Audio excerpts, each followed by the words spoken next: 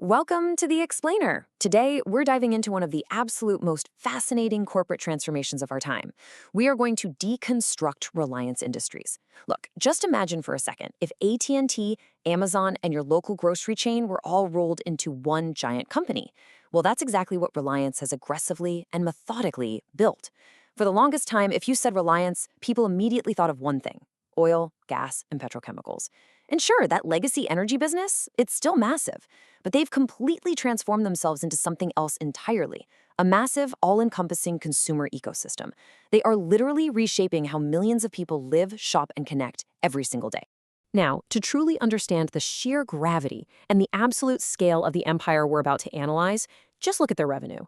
For the 2025 to 2026 financial year, Reliance reported a staggering 11.76 lakh crore rupees.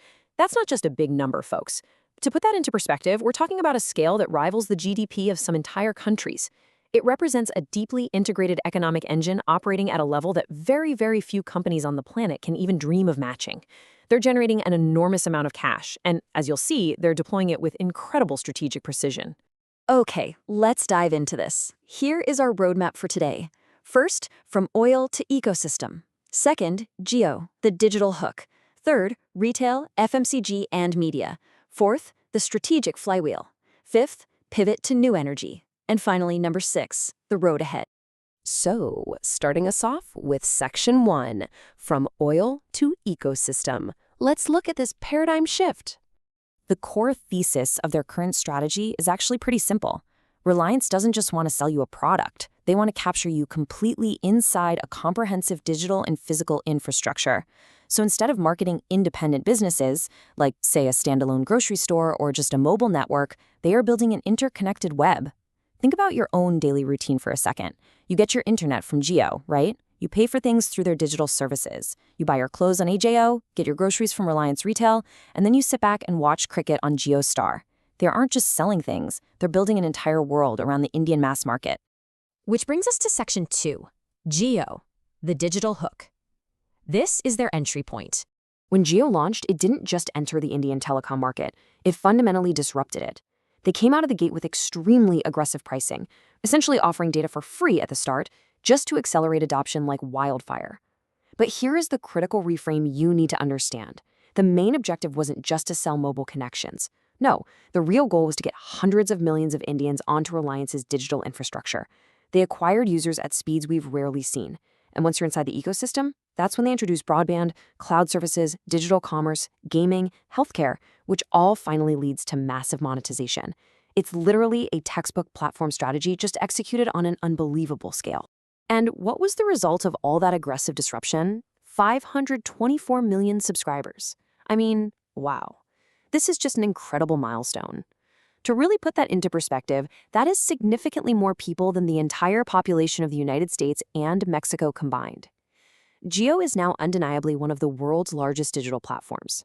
But remember, this massive user base isn't just a telecom victory. It's the foundational layer of their entire ecosystem strategy. It gives them the unprecedented scale they need to launch and instantly populate all their other ventures. Let's move right into Section 3, retail, FMCG, and media. This is all about monetizing that attention. Now, Reliance Retail uses a different but highly complementary strategy to Jio. Just look at the sheer volume here. We're talking 3.71 lakh crore rupees in revenue and 387 million registered customers. They've built an omni-channel presence that covers pretty much everything: grocery, fashion, consumer electronics, and fast-moving consumer goods. The strategy here? High reach, high frequency, and multiple categories. By being present in so many different aspects of a consumer's daily life, Reliance just continuously eats up a larger and larger share of the consumer's wallet. And this right here brilliantly illustrates the strategic logic connecting all their different arms. This is essentially the holy trinity of the Reliance model. Listen to this. Telecom gives them raw access to the consumer. Media, through heavy-hitting assets like JioStar and their absolute grip on IPL cricket broadcasting, well, that commands the consumer's attention.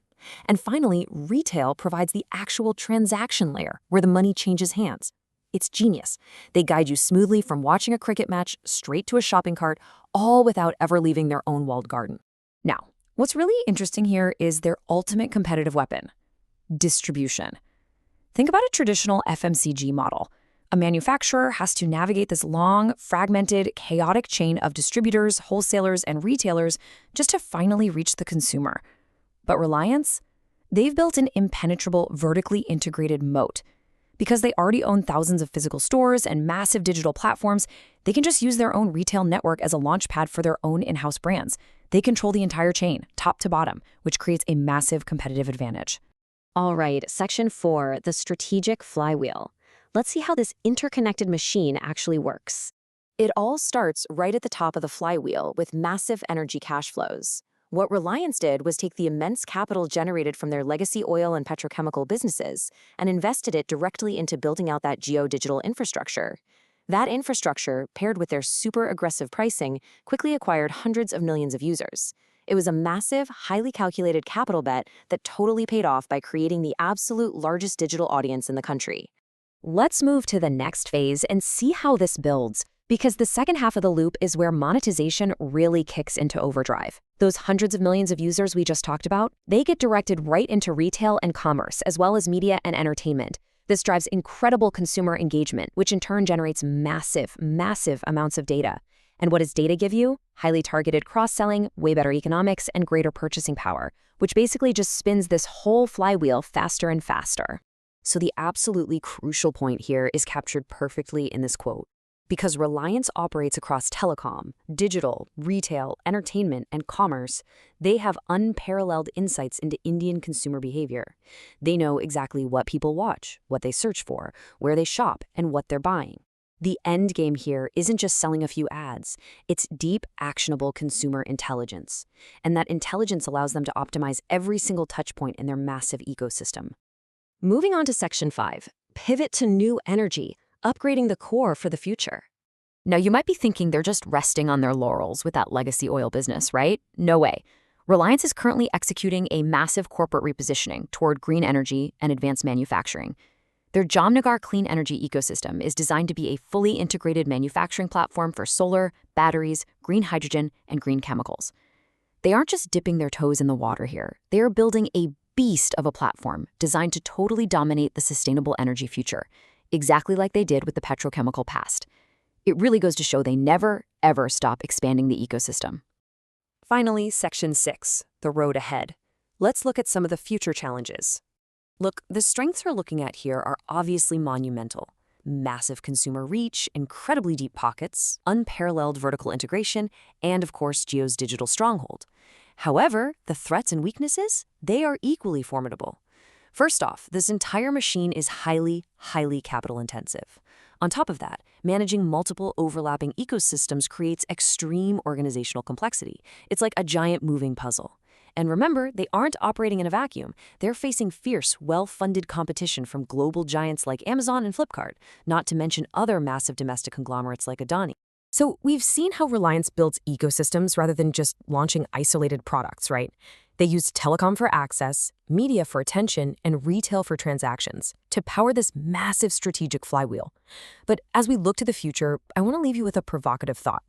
The question is no longer whether Reliance can enter a new industry. I mean, they clearly can.